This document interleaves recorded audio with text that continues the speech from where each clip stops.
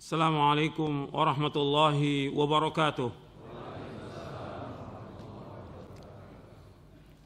Innal hamdalillah nahmaduhu wa nasta'inuhu wa nastaghfiruh wa na'udzu billahi min shururi anfusina wa min sayyiati a'malina. May yahdihillahu fala mudilla lahu wa may yudlil fala hadiya lahu. Asyhadu an la ilaha illallah wahdahu la syarika lahu wa asyhadu anna Muhammadan abduhu wa rasuluh. Syekhul Islam Ibnu Taimiyah rahimahullah yang wafat tahun 728 Hijriah mengatakan ilmu adalah apa yang dibangun di atas dalil, dan ilmu yang bermanfaat adalah ilmu yang dibawa oleh Rasulullah sallallahu alaihi wasallam. Terkadang ada ilmu yang tidak berasal dari Rasulullah, terkadang ada ilmu yang tidak berasal dari Rasulullah SAW, namun dalam urusan duniawi seperti ilmu kedokteran, ilmu hitung, pertanian, dan ilmu perdagangan. Kalau orang mau belajar boleh aja, nggak ada masalah. Tentang kedokteran, ilmu hitung, pertanian, boleh. Gitu.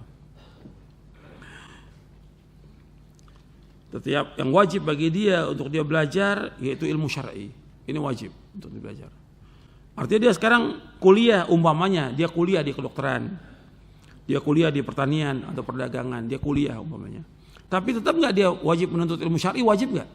Wajib. Apakah dia sebagai mahasiswa, dia sebagai guru, sebagai dosen, orang tua, anak, orang kaya, miskin, pejabat, presiden, atau dia alat negara, semuanya wajib menuntut ilmu syar'i, semuanya wajib. Gitu. Jadi jangan kemudian orang menyangka bahwa saya sudah nuntut ilmu di kedokteran, tetap wajib. Atau udah jadi pejabat, saya nggak nuntut ilmu lagi, wajib nuntut ilmu syar'i. Setinggi apapun kedudukannya dia wajib nuntut ilmu. Sampai pernah Khalifah Harun al-Rashid itu ingin Imam Malik datang ke rumahnya untuk mengajarkan tentang agama ini. Kata Imam Malik, al-ilmu yu'ta wa la ya'ti. Ilmu itu didatangi bukan mendatangi. Orang belajar datang ke masjid. Dia pejabat, dia alat negara, dia orang tua, dia dosen, dia orang kaya, tetap wajib datang ke masjid. Thalabul ilmi. Dan itu yang dilakukan para ulama sejak zaman dahulu. Enggak dibedakan, enggak ada perbedaan orang kaya, orang miskin, enggak ada. Semua pengajian sama kaum muslimin ini. Di masjid untuk semua manusia. Enggak dibedakan. Itu harus diperhatikan masalah itu, karena penting ini. Karena banyak orang udah mulai membedakan gitu. Kalau orang miskin ngajinya di masjid, orang kaya di hotel. Dalam Islam nggak ada seperti itu, nggak ada. Dan itu dilarang dalam syariat yang seperti itu. Karena ada ayat yang turun dengan sebab itu, yang Nabi menghususkan bahwa orang-orang kaya yang ditinggalkan orang-orang miskin, Allah turunkan ayat. Itu waktu di Mekah itu. Jadi ini harus perhatikan. Sekarang kita bahas tentang ilmu yang bermanfaat. Itu dibangun di atas dalil. Kalau sebutkan dalil apa itu? Al-Quran dan Sunnah. Dan ilmu yang bermanfaat adalah ilmu yang dibawa oleh Rasulullah SAW. Imam Ibn Rajab Al-Hambali rahimahullah yang wafat tahun 795 Hijriah. Beliau mengatakan ilmu yang bermanfaat akan menuntun kepada dua perkara. Untuk perhatikan ini. Semuanya perhatikan, yang di atas, di bawah, semuanya perhatikan. Ilmu yang bermanfaat akan menuntun kepada dua perkara. Yang pertama, mengenal Allah tabaraka wa ta'ala dan segala apa yang menjadi hak Allah berupa nama-nama yang indah, sifat-sifat yang tinggi, dan perbuatan-perbuatan yang agung. Hal ini mengharuskan adanya pengagungan, rasa takut, rasa cinta, rasa harap, dan tawakal kepada Allah, serta ridho terhadap takdir dan sabar atas segala musibah yang Allah berikan. Nanti saya akan jelaskan. Yang kedua, mengetahui segala apa-apa yang diridhoi dan dicintai oleh Allah Azza wa Jalla, serta mengetahui segala apa yang dibenci dan dimurkainya, berupa keyakinan, perbuatan yang lahir dan batin, serta ucapan. Hal ini mengharuskan orang yang mengetahuinya untuk bersegera melakukan segala apa yang dicintai dan diridhoi oleh Allah Jalla wa'ala, dan menjauhi segala apa yang dibenci dan dimurkainya, apabila ilmu itu menghasilkan hal ini bagi pemiliknya, maka ilmu itu adalah ilmu yang bermanfaat. Kapan saja ilmu itu bermanfaat dan menancap di dalam hati, maka sungguh hati itu akan merasa khusyuk, takut, tunduk, mencintai dan mengagungkan Allah Azza wa Jal. Maka jiwa merasa cukup dan puas dengan sedikit yang halal dari dunia dan merasa kenyang dengannya, hingga hal itu menjadikan qanaah dan zuhud terhadap dunia. Ini dari buku atau dari kitab Fadlu Ilmi Salaf. Jadi dijelaskan oleh Imam Ibn Rajab di dalam kitabnya Fadlu Ilmi Salaf, bukunya tipis ini, Fadlu Ilmi Salaf oleh Imam Ibn Rajab. Beliau sebutkan tentang ilmu yang bermanfaat. Jadi ilmu yang bermanfaat menunjukkan kepada dua perkara. Yang pertama itu yaitu ma'rifatullah wa ma yastahiquhu min al-asma'il husna wa sifatil ula wal af'al al-bakhirah, wa dhalika yastalzimu ijlalahu wa 'idhamahu wa khasyatahu wa mahabatahu wa mahabbatahu wa raja'ahu wa tawakkul 'alaihi wa ridha bi qada'ihi wa sabra 'ala bala'ihi. Jadi yang pertama itu ilmu yang bermanfaat menunjukkan kepada yang pertama dia mengetahui mengenai Allah yang menjadi hak Allah. Hak Allah apa? Dalam hadis Mu'adz bin Jabal, ay ya'buduhu wa la yusyriku bihi syai'a. Hak Allah itu yang wajib dipenuhi oleh hambanya. Jadi haqullahi 'alal ibad ay ya'buduhu wa la yusyriku bihi syai'a. Hak Allah atas hambanya agar hamba ini semuanya beribadah hanya kepada Allah saja dan tidak boleh mereka menyekutukan Allah dengan sesuatu. Ini hak Allah yang paling besar. Ini yang wajib diperhatikan oleh orang yang menuntut ilmu, yang belajar agama. Maka yang pertama itu dia harus beribadah hanya kepada Allah, mentauhidkan Allah, mengikhlaskan ibadah itu hanya kepada Allah. Tidak boleh dia menyekutukan Allah dengan sesuatu pun juga. Kemudian dia mengagungkan nama-namanya dan sifat-sifat Allah. Dia wajib menetapkan semua nama dan sifat Allah. Wajib dia menetapkan semua nama dan sifat Allah, wajib ditetapkan. Dan dia tidak boleh mengingkari nama dan sifat Allah. Tidak boleh dia mentakwil nama dan sifat Allah. Tidak boleh dia menyamakan Allah dengan makhluknya. Dan tidak boleh dia menanyakan tentang bagaimana sifat Allah. Dia wajib menetapkan apa-apa yang Allah tetapkan, dan dia wajib menafikan apa-apa yang Allah nafikan dan juga dinafikan oleh Rasulnya SAW. Jadi nama-nama yang indah dan sifat yang tinggi. Kemudian juga perbuatan-perbuatan Allah yang agung, kita wajib menetapkannya. Hal ini mengharuskan adanya pengagungan kepada Allah, rasa takut kepada Allah. Jadi seorang yang menuntut ilmu dan ilmunya bermanfaat, dia takut kepada Allah. Dan ini sudah saya sebutkan bahwa dikatakan oleh Imam Ahmad, aslul ilmi khasyatullah, bahwa pokoknya ilmu itu adalah takut kepada Allah.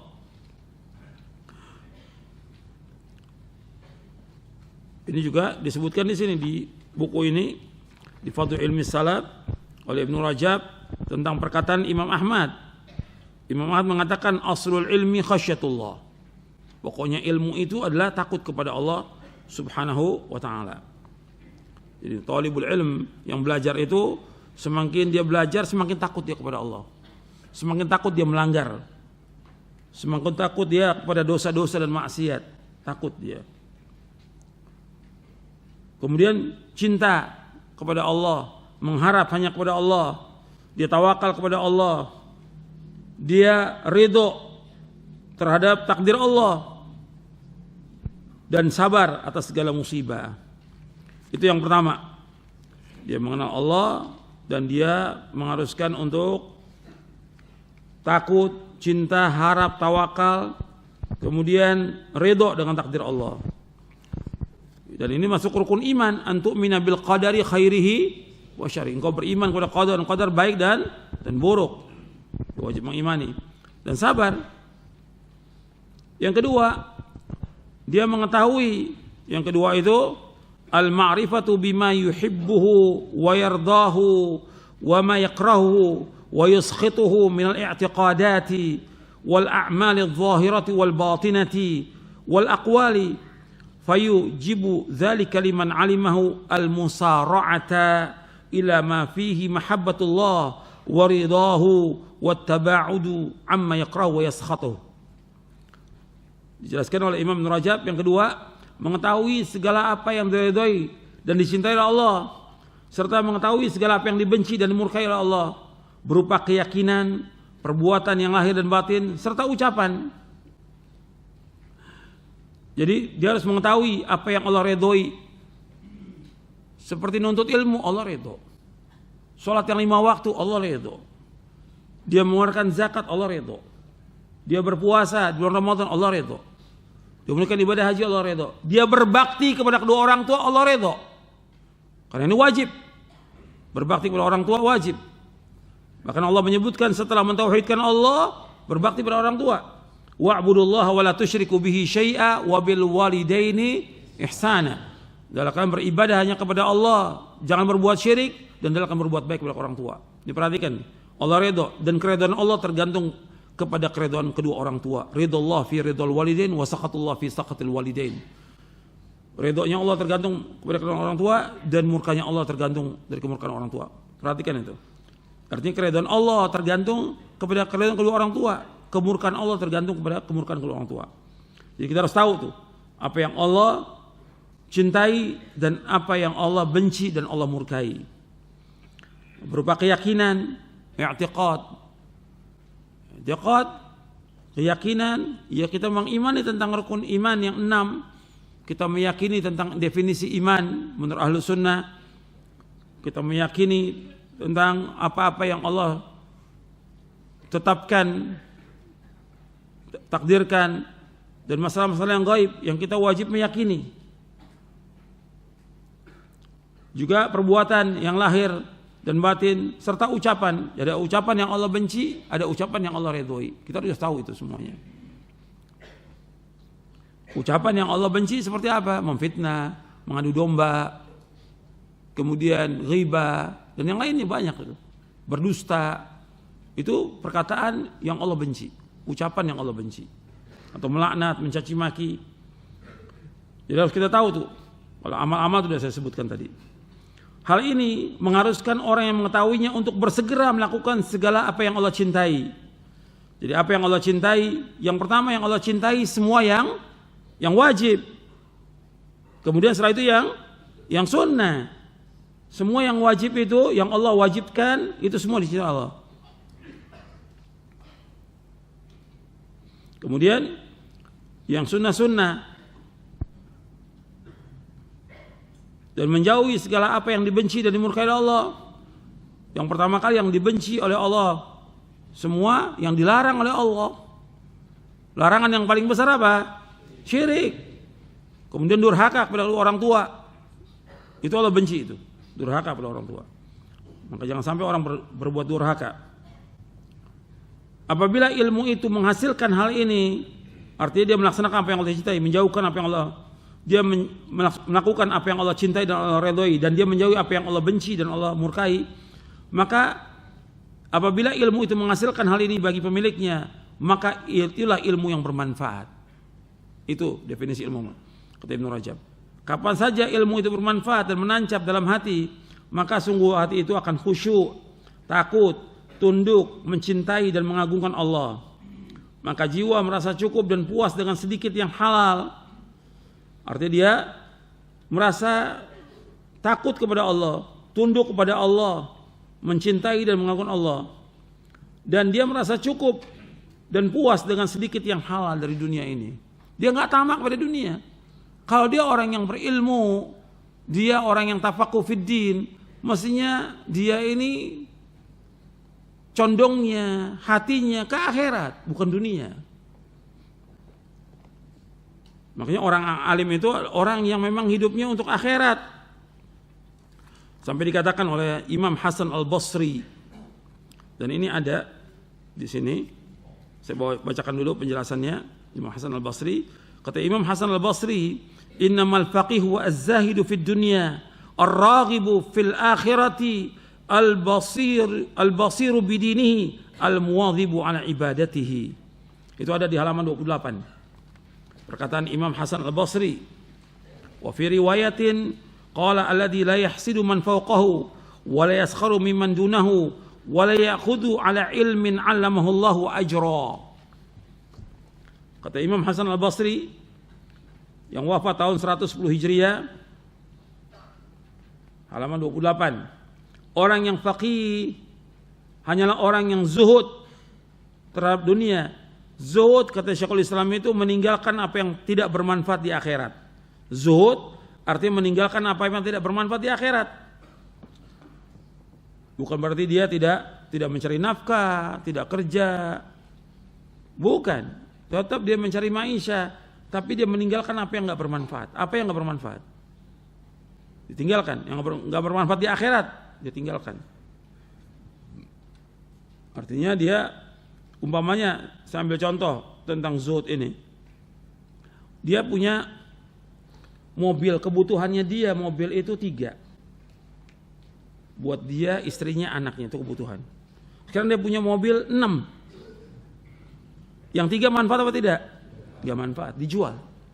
Dijual, disedekahkan. Kalau disedekahkan manfaat kan di akhirat? Manfaat. Sekarang seorang wanita, dia punya perhiasan emas.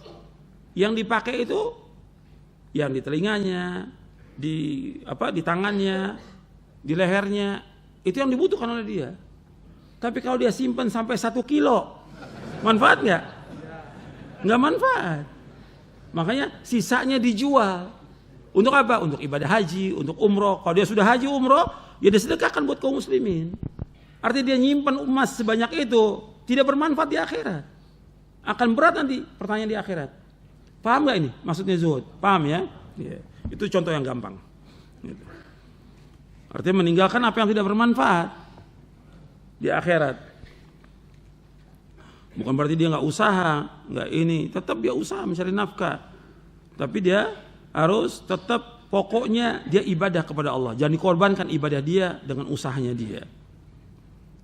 Kemudian dia sangat mengharapkan kehidupan akhirat. Dia mengetahui agamanya.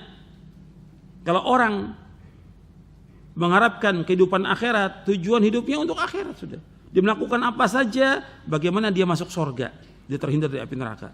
Dan itu yang terus diingatkan oleh Allah Al-Quran dan diingatkan oleh Rasulullah SAW. Kemudian mengetahui agamanya. Kalau orang mengetahui agama, diam aja atau belajar? Belajar. Atau main sepeda? Main motor? Belajar. Bukan main motor. Bukan belajar memanah, belajar agama. Quran dan sunnah lah pahami salaf. Dia harus belajar. Sudah berapa kitab yang dia baca? Sudah tamat belum dibaca Al-Quran? Sudah tamat belum baca hadis? Dia sudah tamat belum kitab-kitabnya para ulama? Belum, baca. Tiap hari minimal 2 jam atau 4 jam. Ada saya sebutkan di sini. Minimal seorang thalibul ilmu membaca 2 sampai 4 jam sehari itu. Minimal. Harus baca, belajar. Lebih banyak belajarnya daripada yang lain. Karena Allah yang memerintahkan demikian dalam Al-Quran. Yang tadi sudah kita berdoa, wa qur rabbi zidni ilma. Qul hal yastawi alladziina ya'lamuna wal ladziina la ya'lamun. Itu ayat itu semuanya agar kita belajar agama. Sungguh-sungguh belajar. Dan rajin dalam ibadah kepada Allah, bukan malas. Rajin ibadah. Artinya nuntut ilmu ibadah, harus rajin dia. Berbakti pada orang tua juga demikian.